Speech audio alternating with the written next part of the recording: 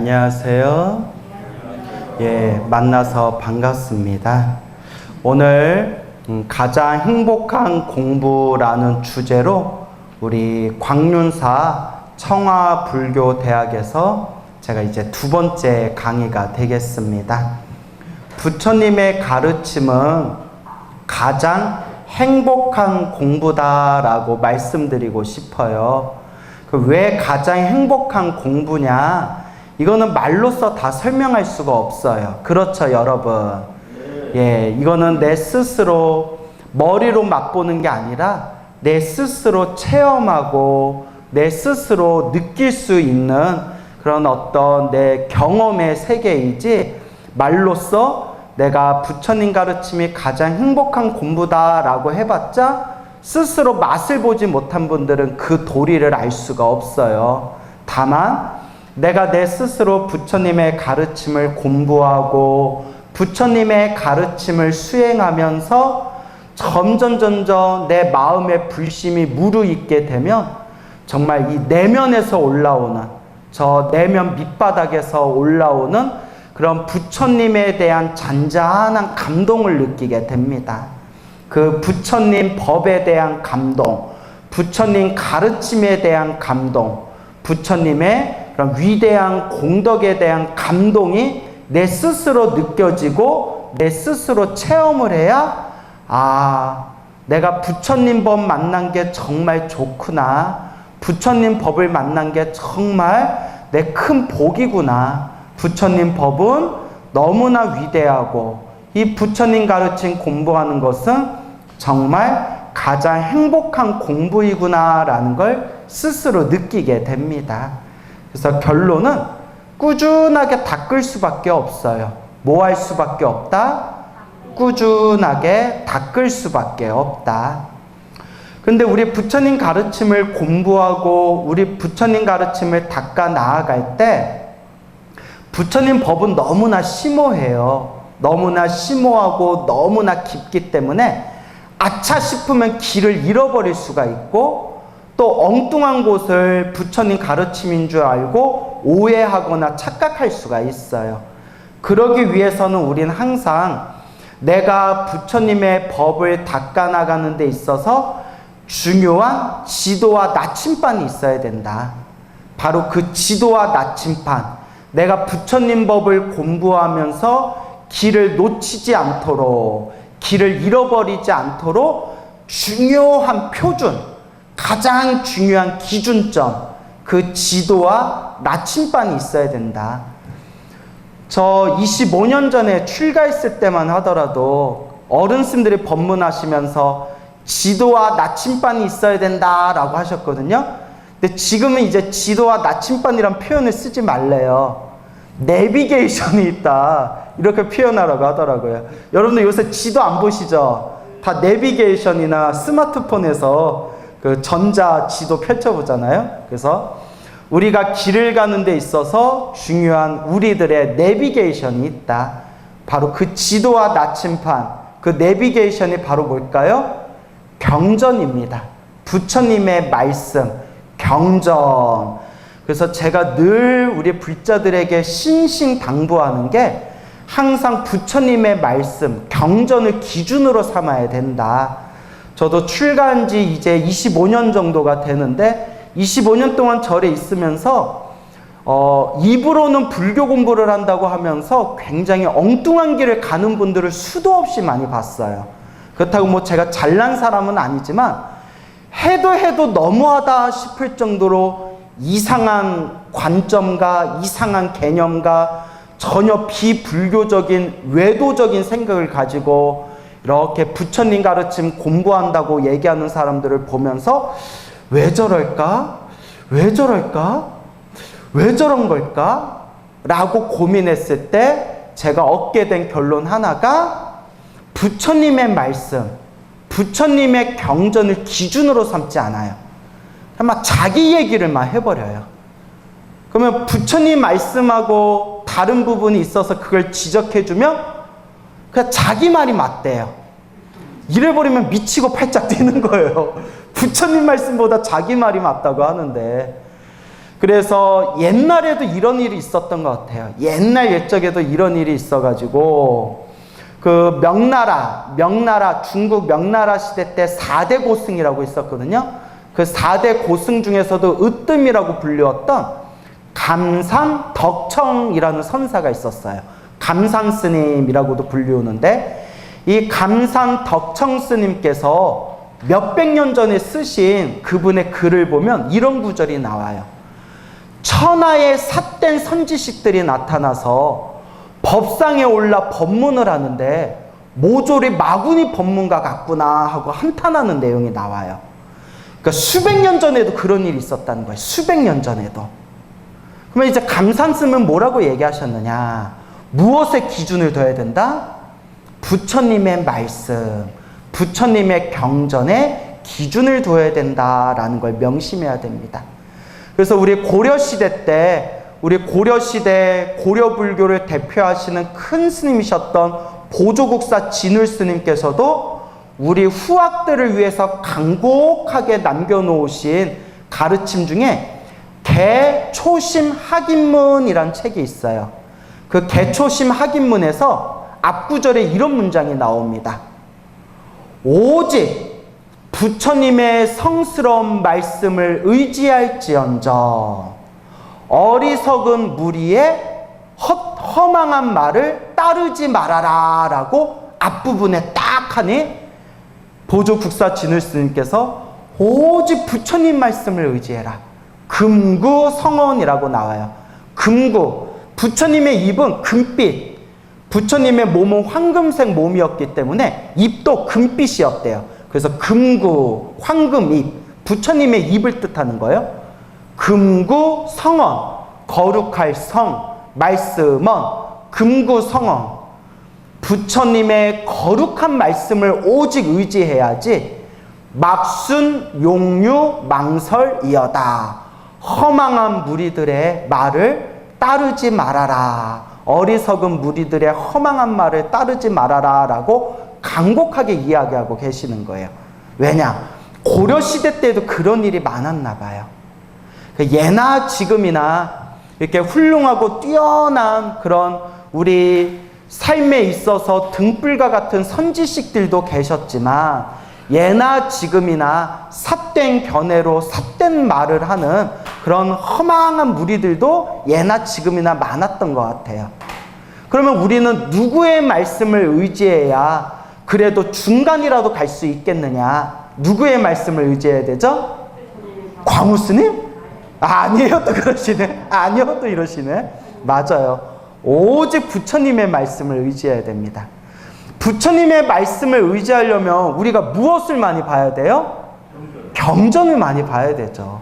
경전을 많이 봐야 됩니다. 경전에서 부처님이 무슨 말씀 하셨지? 라는 것을 먼저 알아야 되잖아요. 부처님 말씀을 공부하지 않거나 부처님 말씀에 의지하지를 않으면 남들이 하는 말에 막 쉽게 휩쓸리게 되는 거예요. 왜냐? 무엇이 부처님 말씀이고 무엇이 부처님 말씀이 아닌지 명확하게 이해할 수 있는 기준점이 없는 거예요. 그래서 우리가 부처님의 가르침을 잘 닦기 위해서는 지도와 나침반이 있어야 된다. 이 시대에 이제 업데이트가 잘 된 내비게이션이 있어야 된다. 그게 바로 우리 불자들에게 있어서 그것이 바로 무엇이다? 부처님의 경전, 경전의 말씀을 기준으로 삼아야 됩니다. 그러니까 어떤 불자님이 이런 말씀하는 경우도 있어요. 스님, 손가락으로 달을 가리키면 달을 봐야지 손가락을 봐서 되겠습니까? 달이 깨달음이라면 달을 가리키는 손가락은 언어와 문자입니다. 언어 문자 경전에 집착하면 언제 깨달음을 얻을 수 있겠습니까? 맞아요. 맞는데 우리가 이걸 뭐라고 하느냐? 헛배웠다고 해요. 뭐라고 한다? 헛배웠다. 왜냐? 제대로 경전 공부하신 분들이라면 거기서 한 가지를 더 생각해야 돼요. 그것이 무엇인고 하니 부처님의 경전, 부처님의 말씀, 부처님의 언어와 문자는 뗏목과 같아요. 뗏목. 바다를 건너기 위한 뗏목이에요. 깨달음의 섬에 도착하기 위해서 사용하는 뗏못이에요. 뗏목이 만약에 경전의 말씀, 언어 문자라고 했을 때 우리가 뗏못을 타고 바다를 건너서 섬에 도착했으면 더 이상 뗏못에 집착할 필요가 있을까요? 없을까요? 없어요. 이미 섬에 도착했는데, 이미 바다를 건넜는데 뗏목이 무슨 필요가 있어요? 하지만 바다를 건너기 전에 바다 중간에 맞아, 뗏못에도 집착하면 안 돼 하고 뗏못을 버려버리면 어떻게 될까요? 바닷물 속에 꼬르르 빠져서 죽어버려요. 우리가 전문 용어로 뒤진다라고 하죠. 죽어버리는 거예요. 그와 같습니다. 부처님의 말씀, 부처님 경전의 말씀이 뗏목과 같다면 내가 부처님과 같은 똑같은 깨달음, 성불을 하게 되었으면 더 이상 경전의 말씀이 필요가 있을까요? 없을까요? 없어요. 이미 경전의 말씀을 통해서 내가 성불했는데, 성불하면 내 존재 자체가 바로 깨달음인데 무슨 경전이 필요하겠어요? 하지만 성불하지도 못했는데, 깨닫지도 못했는데, 탐욕과 성냄과 어리석음을 아직 소멸하지도 못했으면서 부처님의 경전은 뗏목과 같아서 집착할 필요가 없어 하고 부처님의 경전을 버려버리면 어떻게 될까요? 우리가 바다를 건너는데 뗏못을 타고 바다를 건널 때 뗏못에 집착하면 안 된다라고 뗏못을 그냥 놓아버리면 바닷물 속에 꼬르르 빠져서 죽듯이 수행을 하는 사람이 만약에 부처님의 말씀은 방편이요, 부처님의 언어와 문자는 달을 가리키는 손가락에 불과할 뿐이다 라고 우습게 여기면서 수행하는 중간에 경전을 그냥 버려버리면 어떻게 될까요? 삿땡견에 빠져버리는 거예요. 삿땡견에 빠져버린다. 그래서 여러분, 부처님의 말씀인 경전이 완전한 깨달음의 경지를 완벽하게 표현한 것은 못 되지만, 그렇다 하더라도 우리가 올바르게 목적지에 도착하기 위해서는 지도가 필요하고 나침판이 필요하듯이 우리가 완전한 깨달음을 얻는 성불하는 그날까지는 우리가 무엇에 의지해야 된다? 부처님의 말씀, 부처님의 경전에 의지해야 된다라는 것을 우리가 꼭 명심해야 됩니다. 그렇죠, 여러분? 그러려면 여러분들이 무엇을 많이 해야 된다? 경전을 많이 보시고 자꾸 사유하시고 부처님이 어떤 말씀을 하셨는가를 자꾸 마음에 되새기셔야 돼요. 근데 우리 불자님들 경전 공부하는 거 좋아해요? 싫어해요? 좋아해요? 더 두 사람 대답했네. 나머지는 싫어해요? 자, 좋아해요? 예, 약간 짜증내신 것 같은데 제 착각이죠? 자, 그래서 이제 부처님의 말씀, 부처님의 경전은 우리가 성불하는 데 있어서 가장 중요한 지도와 나침판입니다. 그런데 우리가 한 가지 명심해야 될 게 있어요. 부처님께서 보리수 나무 아래에서, 우리 석가모니 부처님께서 29살에 출가를 하시고 6년 동안 고행을 하시고 마지막에는 고행조차 다 내려놓으신 뒤에 보리수 나무 아래에서 내가 완전한 깨달음을 얻을 때까지 이 나무 밑에서 일어나지 않겠다라고 이제 목숨을 건 수행, 깊은 선정에 들어갔습니다. 그리고 마왕 파순과 마왕의 무리들을 다 물리치시고 난 뒤에 비로소 하늘에 있는 새벽별을 보시고는 보리수 나무 아래에서 완전한 깨달음을 얻게 되십니다. 완전한 깨달음을 얻으신 뒤에 몇 날 며칠 동안 그 깨달음을 얻으신 그 깊은 깨달음의 희열을 사유하시고 그 깨달음의 기쁨을 누리신 뒤에 마지막에 문득 이런 생각을 일으키셨다고 합니다. 부처님의 생애에 보면 자세히 나오는데요. 내가 깨달은 열애, 부처가 깨달은 이 깨달음의 법은 너무나 심오하고 너무나 미묘해서 일반 중생들은 알아들을 수가 없을 것이다. 설사 내가 중생들에게 법을 설했다 하더라도 이 부처의 법을 알아듣지 못하는 중생들이 이 법을 비방하고 비난한다면 오히려 중생들은 죽어서 지옥에 떨어지는 악업을 짓게 될 것이다. 아, 중생들이 이 법을 알아듣지 못할 바에야 차라리 내가 그냥 열반에 드는 것이 낫지 않겠느냐라는 깊은 고민에 빠지십니다. 즉, 부처님께서 스스로 깨달으신 이 법을 중생들에게 설할까 말까, 설법할까 말까, 그런 아주 깊은 고민에 빠지셨다는 거예요. 왜? 너무나 심오하고 너무나 미묘해서 일반 중생들은 알아듣지를 못한다는 거예요. 그때 하늘에 있는 브라만 신, 하늘의 신은 브라만, 그래서 한문으로는 범천이라고 합니다. 범천이 하늘에서 내려와서 석가모니 부처님 발 아래 무릎을 꿇고 합장하고 법을 청합니다. 거룩하신 세존이시여, 우리 중생들을 위해서 법을 설해 주십시오.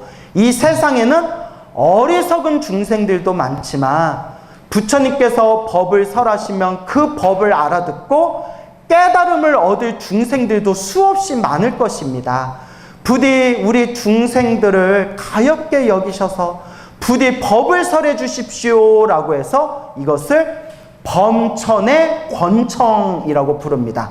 범천, 하늘의 신 브라만이 권청, 부처님께 법을 권하고 청하옵다라고 해서 범천의 권청이라는 부처님의 생애에서도 가장 중요한 부분 중에 하나입니다. 그때 부처님께서 이와 같이 선언하십니다. 자, 그래서 이 범천의 그 법을 청해 주십시오라는 그 부탁을 받고 범천의 권청을 통해서 부처님께서 다음과 같이 선언하십니다. 이 세상에 수많은 중생들이 있고 이 세상에 수많은 중생들 중에서는 아무리 법을 설해도 알아듣지 못할 중생들이 있을 것이고 또 이 중생들 중에서는 부처가 법을 설하면 반드시 그 법의 깨달음을 얻을 중생도 있을 것이다.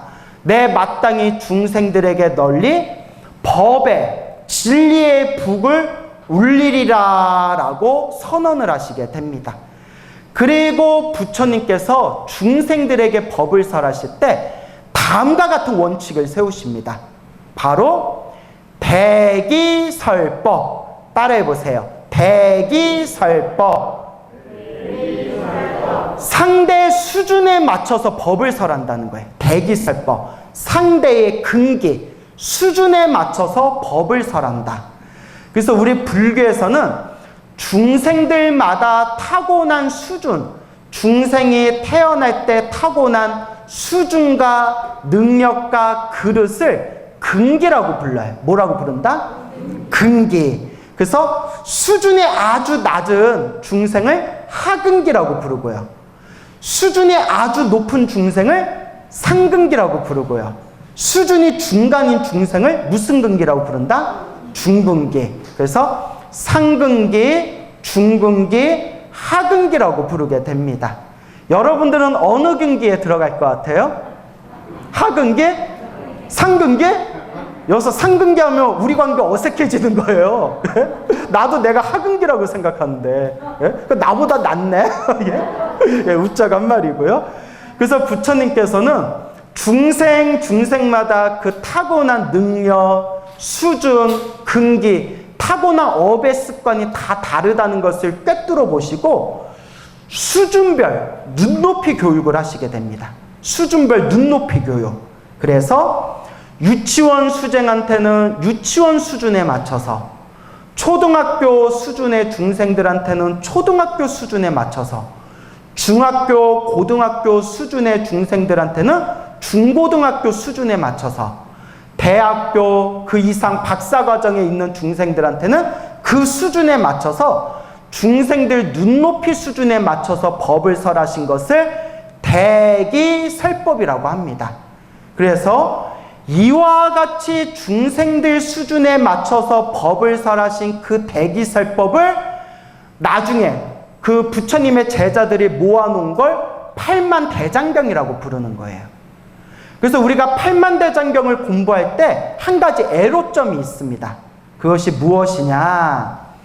이 경전에서는 이렇게 말하고, 저 경전에서는 저렇게 말하고, 요 경전에서는 요렇게 말하고, 조 경전에서는 또 저렇게 말하고, 경전마다 조금씩 부처님이 말씀하시는 설법의 관점이 조금씩 달라요. 그 왜 다르냐? 왜 다를까요? 중생 수준에 맞춰서 법을 조금씩 다른 관점에서 법문을 하신 거예요. 지장경이 필요한 중생들한테는 지장경을 설하셨고, 금강경이 필요한 중생들한테는 금강경을 설하셨고, 법화경이 필요한 중생들한테는 법화경을 설하셨듯이 그때 만나는 중생들의 수준을 다 꿰뚫어 보시고 중생 수준에 맞춰서 대기설법, 눈높이 수준에 맞춰서 법을 설하다 보니까 팔만대장경에 나와 있는 경전의 내용이 조금씩 다른 부분들이 있어요. 그래서 저도 처음에 경전을 볼 때는 아니 여기서는 이렇게 얘기하고 저기서는 저렇게 얘기하고 여기서는 있다라고 얘기하고 저기서는 없다라고 얘기하고 이게 대체 뭐야? 어떤 경전이 맞는 거야? 라는 의문에 저도 몇 년 동안 빠져 살았는데 나중에 더 깊이 공부하면서 알게 된 게 부처님은 중생들 수준에 맞춰서 법을 설하셨고 수준 따라서 법에 설하신 그 설법의 내용을 우리가 적재적소 자유자재로 잘 정리를 해서 파악해야 되는구나 라는 것을 이제 조금씩 알게 되었죠. 그래서 중국 불교의 큰 스님들이 중국 불교에서는 인도 불교에서 경전이 쏟아져 내려올 때 소승경전, 대승경전 할 거 없이 한꺼번에 경전이 막 수입되는 거예요. 그래서 중국 불교의 스님들은 이렇게 수많은 경전들이 쏟아져 오고 이 수많은 경전들 중에서 체계적으로 정리할 필요를 느꼈어요.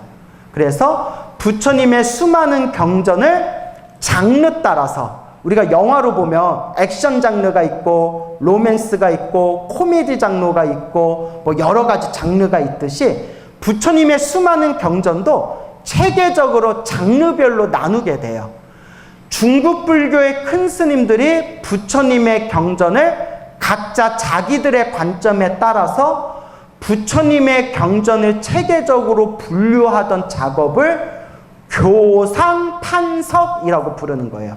줄여서 교판이라고 해요. 교판. 그래서 이 교판이라는 걸 알고 나면 불교 공부하기가 조금 편해져요.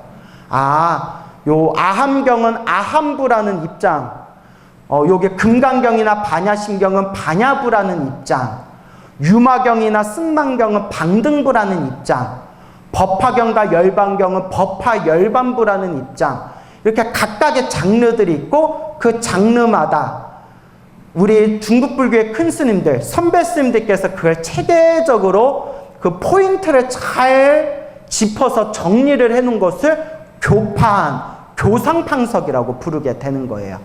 근데 우리가 이걸 이야기하려면 굉장히 복잡해지거든요. 그래서 부처님이 설법하신 팔만대장경의 내용을 그냥 딱 세 가지. 왜냐하면 한국인은 삼세판을 좋아하잖아요. 딱 세 가지로 간단하게 정리하자면 1단계, 2단계, 3단계. 부처님은 중생들 수준에 맞춰서 설법을 했대 3단계로 설법을 하셨대요.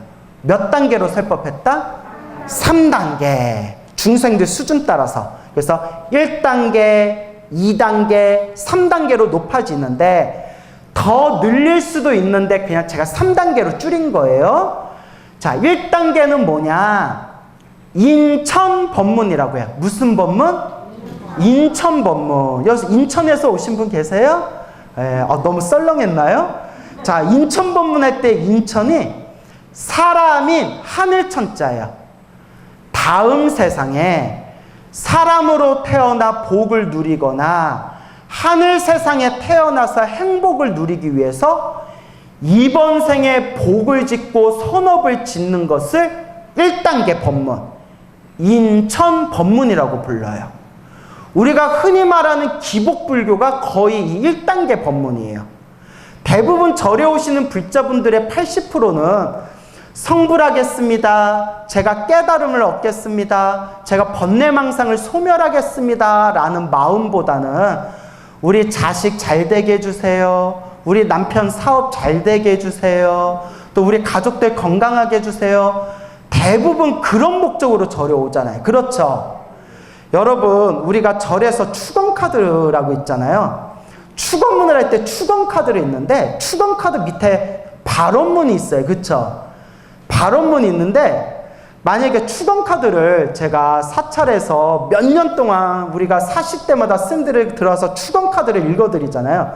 축원카드 밑에 축원카드 100장이면 100장이 다 거의 다 뭐 대학 수능 원만 합격, 사업 원만 성취, 뭐 건강 쾌차, 뭐 무량공덕, 다 뭐 돈, 건강, 수능, 가끔 뭐 첫째 딸 귀인 인형 성공 뭐 해가지고 예? 남 얘기 같지 않죠? 예? 뭐 그리고 뭐 속득, 뭐 생남 생녀 속득 성취 뭐 이런 것들이에요 다. 자, 이 얘기를 왜 하느냐? 그 수많은 축원카드 중에서 내가 지금까지 한 번도 모든 중생이 행복하게 해주세요, 모든 중생이 성불하게 해주세요 라고 축원카드 적혀있는 걸 제가 한 번도 못 봤어요. 동감하십니까? 한 번도 못 봤어요. 수몇 년 동안 수천 장의, 수천 사람의 불자들의 축원카드를 읽으면서 모든 중생 성불하여 지이다, 모든 중생 고통에서 벗어나 행복하여 지이다라는 축원문을 한 번도 못 봤어요. 대부분의 불자들은 1단계 법문에 머물러 있어요. 몇 단계? 1단계. 1단계가 무슨 법문이라고 했어요? 인천 법문. 인천. 사람인 하늘천. 사람으로 복을 누리거나 다음 세상에 하늘세계 태어나는 걸 목표로 하는 법문이에요. 그게 부처님 1단계 법문이에요. 그래서 여러분 지장경 읽어보셨죠? 지장경에 그런 내용 나오잖아요. 이 지장경을 열심히 독경하고 지장보살 연부라는 사람들은 살아있을 때 모든 고난이 사라지고 행복을 누릴 것이고 하늘세계에 태어나도 수없는 하늘세계에서 수없는 행복을 누리게 될 것이다. 지장경에 나오죠. 이와 같이 사람으로 살면서 복을 누리거나 다음 세상 하늘세계나 더 좋은 몸을 받기를 원하는 목표의 법문이 바로 부처님의 1단계 법문, 인천 법문이에요. 근데 이게 1단계 법문이고 가장 낮은 법문인데 안타깝게도 대부분의 불자들은 이 1단계에서 쉽게 벗어나지를 못해요. 그렇지만 부처님이 분명히 하신 법문이에요. 자, 1단계 법문도 중요해요. 왜 중요하느냐? 그건 좀 이따 설명드릴게요. 자, 그럼 2단계 법문은 무엇이냐? 1단계, 인간으로 복을 누리고 사람으로 살아가면서 복을 누린 뒤에 다음 세상 또 천상세계에 태어나서 또 행복을 누리는 법문이 1단계라면 1단계보다 더 높은 수준에 있는 중생들에게는 2단계 법문을 설하셨어요. 2단계 법문이 뭐냐? 소승법문. 소승법문이에요. 소승법문은 뭐냐? 작을 소, 수레의 승, 작은 수레라는 뜻인데요. 왜 작은 수레냐면 2단계 법문, 소승 법문의 목표는 그래도 이것도 수준이 높은 거예요. 1단계보다는 윤회에서 벗어나는 걸 목표로 삼는 거예요. 아무리 인간으로 복을 누리면서 살아도, 아무리 하늘세계에 태어나서 행복을 누리면서 살아도 복을 다 쓰고 나면 다시 어떻게 해야 된다? 밑에 세상에 또 떨어질 수밖에 없어요. 우리 중생이 살아가는 모든 모습은 업노름이다. 무슨 노름? 업노름이에요. 업보노름이에요.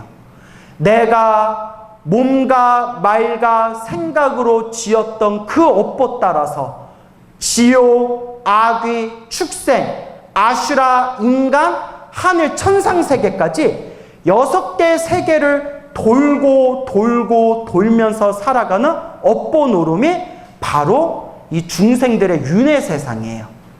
즉 아무리 인간으로 권력과 부귀영화를 누린다 하더라도 이번 생 목숨이 닿으면 결국 다 하룻밤 이슬과 같고, 다음 세상 하늘세계에 태어나서 행복을 누린다 하더라도 복을 다하면 다시 밑에 세상으로 뚝 떨어질 수밖에 없어요.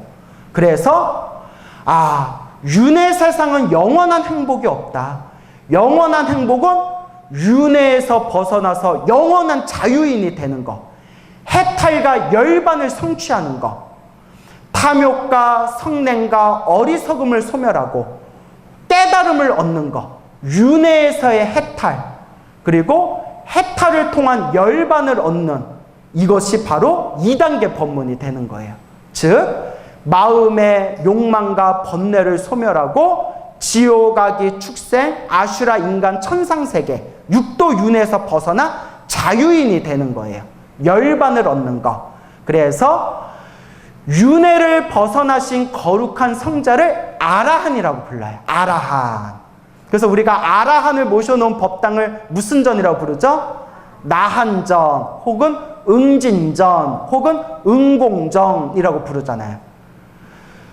마음의 탐욕과 성냄과 어리석음, 번뇌망상이 완전히 소멸하여 육도 윤회, 윤회 세상에 태어나고 죽고 태어나고 죽는 번뇌의 뿌리를 완전히 뿌리 뽑은 거룩한 성자를 아라한이라고 불러요. 근데 이 아라한의 법문도 부처님은 2단계로 두셨어요. 3단계가 아니에요. 2단계예요. 왜냐?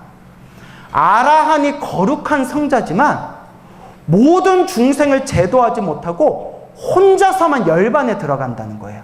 즉 혼자서만 깨달음을 얻고 혼자서만 해탈과 열반을 얻었기 때문에 작을 쏘, 수레에 승, 작은 수레, 혼자만, 자전거처럼 혼자만 따르릉 하고 타고 갈 수 있는 작은 수레다 해서 소승 법문을 2단계로 두는 겁니다. 자, 그럼 이제 눈치채셨죠? 마지막 3단계는 무슨 법문일까요? 대승 법문. 큰 대자에 수레승자. 모든 중생을 다 실을 수가 있대요. 모든 중생을 다 태울 수 있는, 모든 중생 다 함께 성불하는 가장 큰 수레의 가르침. 큰데 수레의 승, 가장 큰 수레. 그게 대승 법문이에요. 그래서 이와 같이 생사윤회 속에서 행복을 누리는 것에 집착하지 않고 혼자서만 번뇌와 망상을 소멸해서 혼자서만 작은 수레를 타고 혼자서만 해탈열반하는 것을 목표로 삼지 않고 오직 모든 중생 다 함께 성불하는 것을 목표로 삼는 수행자들을 두 글자로 뭐라고 부른다? 보살이라고 부르는 거예요. 산스크리트어로 보디사트바. 보디는 깨달음이란 뜻이고요. 사트바는 중생이란 뜻이에요.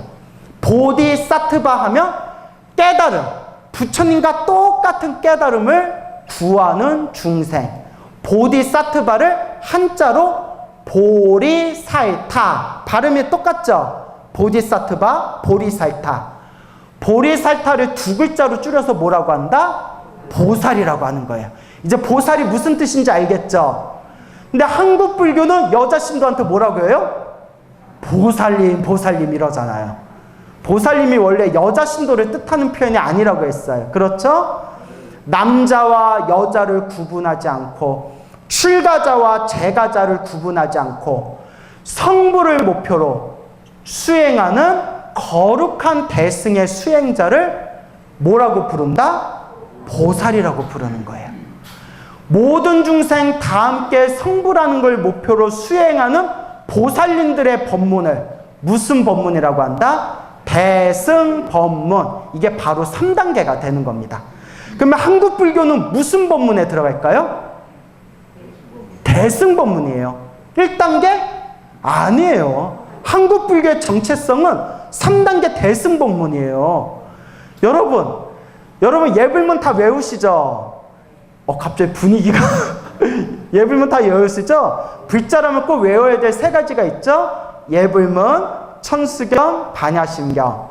예불문 마지막에 무슨 구절이 나와요? 원공법계 재중생 자타일시 성불도. 원공법계 재중생, 원하옵건대 이 우주법계, 이 모든 세계의 모든 중생들이 자타일시 성불도, 나와 남이 일시에 뭐하여 지이다? 성불하여 지이다. 그래서 우리 불자들 법회 끝나면 불자님들끼리 합장하면서 뭐라고 인사해요? 성불하세요 라고 인사하잖아요. 부자 되세요 라고 인사해요? 아니잖아요. 부자 되세요. 예? 주식 대박 나세요. 뭐 이렇게 인사하나요? 1단계 법문이 아니에요. 우리는 몇 단계 법문이에요? 한국불교는 대승불교 3단계 법문이에요. 원공법계 재중생 차타일시 성불도.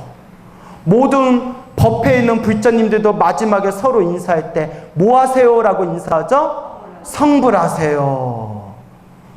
바로 이게 3단계, 가장 최고의 법문이 3단계 법문입니다.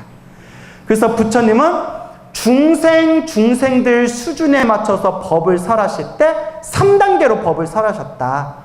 이 3단계를 여러분들의 머리에 잘 이해해 놓으면 여러분들이 경전 공부하면서 이 경전은 어떤 입장에서 지금 법문하고 있구나라는 게 이제 마음에 하나둘씩 와닿는 거예요. 1단계는 인간으로서 복을 누리거나 죽은 뒤에 하늘세계 태어나는 법문, 인천법문, 이게 1단계 법문이고, 이것보다 조금 더 수준 높은 법문이 육도 윤회에서 벗어나 번뇌와 망상이 사라진 거룩한 성자가 되는 법문. 하지만 혼자서만 깨닫겠다라고 생각하면 무슨 법문이 된다? 소승법문이 되는 거예요. 하지만 여기서 더 깊은, 더 모든 중생을 향한 자비심의 마음을 일으키면서 내가 아무리 힘들고 내가 아무리 괴로워도 모든 중생 다 함께 성불하겠습니다 라는 마음을 일으키면서 불자로서 한 걸음 한 걸음 걸어 나아갈 때 그것은 무슨 법문이 된다? 대승법문, 3단계 대승법문이 되는 겁니다. 자, 그러면 여러분들은 지금 내가 몇 단계 법문에 있다라고 생각되세요? 1단계? 그 입으로 굳이 소리내서 말할 필요가 있을까요? 3단계 없어요? 3단계? 무슨 경매 붙이는 것 같다. 3단계 없습니까? 2단계, 1단계 뭐 이러는 것 같다. 자, 이렇게 1단계, 2단계, 3단계 법문이 있는데 1단계도 중요해요. 몇 단계가 중요하다? 1단계도 중요해요. 중요한 게 아니라면 부처님이 설법하지를 않았을 거예요. 왜 1단계도 중요하냐? 부처님도 분명히 말씀하셨지만 모든 중생들마다 타고난 수준, 타고난 능력, 타고난 그릇이 다 달라요. 동감하시죠? 모든 중생들한테 3단계 법문만 얘기하면, 대승법문만 얘기하면 중생들이 쉽게 따라올 수 있을까요? 없을까요? 없어요. 나 같은 사람은 어떡해? 우리 같은 중생이 어떡해? 그렇게 막 두려움을 일으킨단 말이에요. 그런데 여러분, 절에 와서 부처님한테 절하면 복을 많이 받아요. 부처님 앞에서 반야심경 독송하거나 금강경 독송하며 모든 일들이 술술 풀려요. 힘들고 괴롭고 답답하거나 장사가 안 되고 사업이 안 될 때 법화경 열심히 쓰면 손님들이 막 몰려들고 재물복이 늘어나요. 라고 살살, 자, 우리가 이걸 전문 용어로 뭐라고 하죠? 뻐꾸기 날린다 하죠. 뻐꾸기 날린다. 그러니까 사람을 살살 꿰어내가지고 1단계 법문일지언정 부처님의 가르침과 일단 인연을 맺게 해놓으면 비록 내가 나의 작은 마음으로 내 가족 잘 되게 해주세요, 나 잘 되게 해주세요, 나 혼자만 우리 가족만 잘 되게 해주세요 라는 그런 종지기 같은 작은 마음으로 시작했다 하더라도 부처님께 절을 한번 했거나 부처님께 연부를 한번 했거나 부처님 앞에서 경전 한 말씀 함께 독송한 것만으로도 그 사람은 이미 무엇의 인연이 심어졌다? 성불의 인연이 심어졌다 라고 법화경에서 설법하고 있는 거예요. 그래서 법화경을 대승경전의 왕이라고 부르고 법화경을 성불을 증명하는 경전이라고 부르는 거예요. 법화경에서 분명히 말씀하시기를 장난으로 합장하거나 산란한 마음, 그런 망상이 가득한 마음으로 연불하거나 심지어 장난으로 땅바닥에다가 부처님의 모습을 장난으로 땅바닥에 그리기만 하더라도 그 사람은 이미 성불할 수 있는 인연을 심어놨다 라고 대승경전의 왕 법화경에서 설법하고 있는 거예요. 믿습니까 여러분? 그래서 기복불교도 그렇게 중요한 겁니다. 기복불교라고 해서 우리가 무시할 게 아니라 기복일지언정 저 사람이 절에 와서 부처님을 향해서 정성스럽게 합장한 것만으로도 저 사람들은 부처님의 깨달음을 얻을 수 있는 인연을 심어 놓았다. 그래서 1단계 인천법문, 2단계 소승법문, 마지막 가장 위대한 대승법문까지 하나하나 버릴 게 없다. 부처님은 이와 같이 모든 중생들의 수준 눈높이에 맞춰서 이와 같이 법문을 하신 거예요. 이제 여러분들이 어느 정도 이제 비교가 되겠죠. 만약에 부처님의 경전을 봤을 때 이 주문을 외우거나 이 경전을 매일 독송하며 꿈자리가 편안해지고 그리고 원하는 바 소원을 성취하게 될 것이다 라는 내용이 나오면 몇 단계 법문에 들어가는 거예요? 1단계 법문에 들어가겠죠. 그 다음에 또 우리가 경전을 볼 때 내 마음의 번뇌를 다 소멸하며 아라한이 되리라. 아라한이 되면 더 이상 생사윤회하지 않고 열반에 들리라 라는 법문이 나오면 몇 단계 법문이란 거 알 수 있겠어요? 2단계 법문이구나.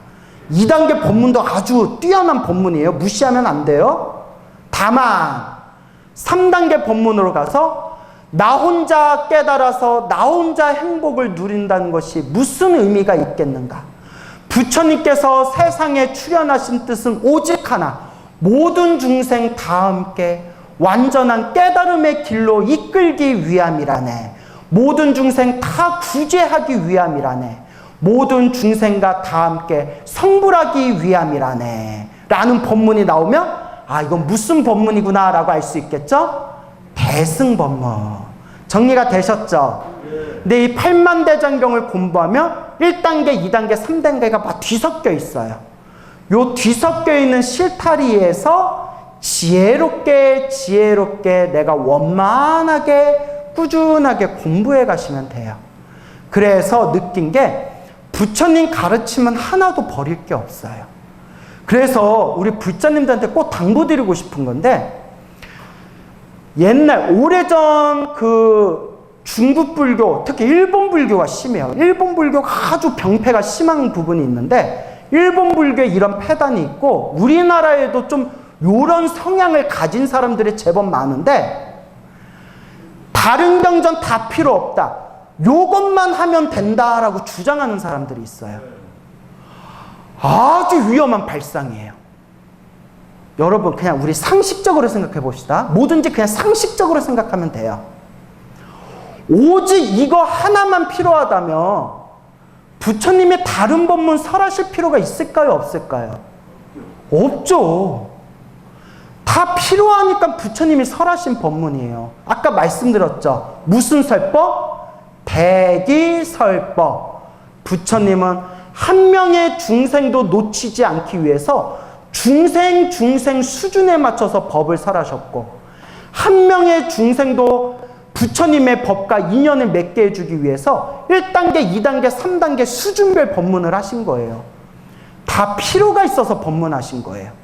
그런데 그럼 부처님의 자비로운 뜻을 싹 무시해버리고 이것만 하면 된다 라고 주장해버리면 그것은 바로 우물한 개구리에 갇혀서 부처님의 가르침을 원만하게 이해할 수 있는 뿌리를 끊어버리는 어리석은 선택입니다. 무슨 말인지 알겠습니까? 그래서 여러분 원만하게 공부하셔야 돼요. 지장경은 지장경대로 소중한 부분이 있고요. 금강경은 금강경대로 정말 심오한 부분이 있고요. 법화경은 법화경대로 우리 대승경전의 왕이라고 불리우는 아주 미묘한 법이 담겨져 있어요. 그 밖에도 유마경이니 승만경이니 해신밀경이니 무슨 경 할 것 없이 모든 부처님 경전은 그 자체로 중생들을 깨달음의 길로 이끌기 위한 지도와 나침반들이에요. 다만 중생 수준에 맞춰서 초등학교 교과서도 있고 중고등학교 교과서도 있고 대학에서 배우는 전문 교재가 따로 있듯이 중생들 수준에 맞춰서 그 중생들 현재 상황에 맞춰서 각각의 서로 다른 법문을 부처님께 펼치셨던 것 뿐이고, 동쪽으로 올라가든 서쪽으로 올라가든 남쪽으로 올라가든 북쪽으로 올라가든 올라가는 길은 직선 지름길로 올라갈 수도 있고 뺑 둘러서 올라갈 수도 있고 서로 경치와 풍광이 다르다 하더라도 마지막에 도착하면 어디서 만나게 되죠? 산 꼭대기 정상에서 만나게 되는 거예요. 그렇기 때문에 저는 요새 들어서 이것만 최고다라는 사람들 이야기 들으면 좀 무서워요. 어떤 느낌이 드냐면 공상당들이에요. 공상당. 그런 느낌 안 들어요? 공상당이 그렇죠. 공상당에 오로지 우리 공상당 말고는 다른 모든 자유민주주의의 발언들을 다 무시해버리잖아요. 불교 안에도 그런 외도들이 있어요. 다 필요 없대. 요것만 하면 된대요. 요거 말고 다 필요 없대요. 그런 법은 존재하지 않습니다. 부처님의 법은 하나의 법만 닦아도 하나로 모이게 되지만 그렇지만 우리가 부처님의 법문을 공부할 때에는 어떻게 공부해야 된다? 원만하게 공부하셔야 돼요.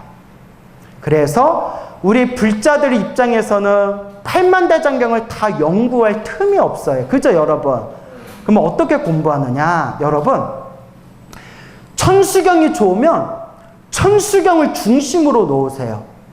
천수경을 중심으로 놓되 지장경 법문도 들어보고 금강경 법문도 들어보고 법화경 법문도 들어보는 거예요. 하지만 중심은 뭘로 돌아오시면 돼요? 천수경으로 돌아오시면 돼요. 스님, 저는 지장경이 좋아요. 그러면 지장경을 중심으로 두세요.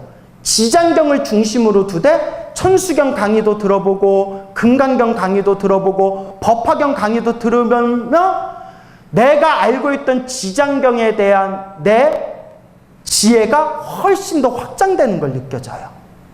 스님, 저는 평생 금강경을 독송했습니다. 그러면 금강경을 내 중심으로 두시면 돼요. 금강경을 중심으로 돼서 천수경 강의도 들어보고 반야심경 강의도 들어보고 법화경 강의도 들으면서 그걸 다시 금강경으로 돌리시면 돼요. 법화경이 좋으신 분들은 법화경을 중심으로 놓고 다른 경전, 다른 법문을 다 그걸 법화경 가르침으로 포용하시고 원만하게 금강경에서는 이렇게 얘기했구나. 지장경에서는 이렇게 얘기했구나. 반야심경에서는 이렇게 얘기했구나. 내 법화경의 지혜를 그런 식으로 늘려가시면 되는 거예요. 모든 팔만대장경을 우리가 다 연구할 수는 없어요. 죽었다 깨나도 다 연구할 수는 없어요. 단 중심에 여러분이 가장 좋아하는 부처님 말씀의 경전을 중심으로 두되 골고루 드셔보셔야 된다는 거예요. 편식이 좋아요, 나빠요? 나쁘다는 거 다 알잖아요. 그런데 경전을 편식하면 돼요, 안 돼요? 안 되잖아요. 그래서 여러분들만의 경전을 중심에 놓고 골고루 부처님의 경전을 공부하되 결국 마지막에는 하나로 통하더라 라는 걸 제가 말씀드리고 싶은 겁니다. 알겠죠? 자, 이렇게 여러분들에게 팔만대장경을 3단계로 분류하는 그런 어떤 이치와 우리가 이 3단계의 법문을 통해서 부처님의 경전은 대기설법이기 때문에 내가 좋아하는 경전을 중심에 두되 좀 골고루 원만하게 공부해야 된다라는 말씀을 드렸죠. 그런데 우리 중생들 수준이 생각보다 높지가 않아요. 봐도 그 다음날 다 잊어먹고, 예? 오늘은 이렇게 재밌게 법문 들었는데 일주일 후에 또 물어보면 그거 안 배웠어요. 또 이런 얘기하고, 예? 제가 숱하게 경험한 거예요. 예? 우리 중생들이 그렇게 지혜가 총명하거나 수준이 높지가 못해요. 몇몇 뛰어난 사람들 빼고는. 그러니까 우리가 이번 생에 경종 공부를 제대로 하기도 힘들고, 말법 시대라서 좋은 스승님들 만나기도 힘들고, 세상에 너무 삿된 견해가 많고, 내 업장이 너무 두꺼워서 한결같이 올바르게 공부하기가 어려워요. 그래서 여러분들도 이 말법 시대, 이 사바세계에서 탐욕과 성냄과 어리석음이 가득한 내 업보로 공부하고 수행하려다 보니까 막 답답함이 많이 느껴지시죠? 그런 사람들을 한 명이라도 더 제도하고 놓치지 않기 위해서 만든 우주 최고의 성불학교가 바로 무슨 세계일까요? 극락세계예요.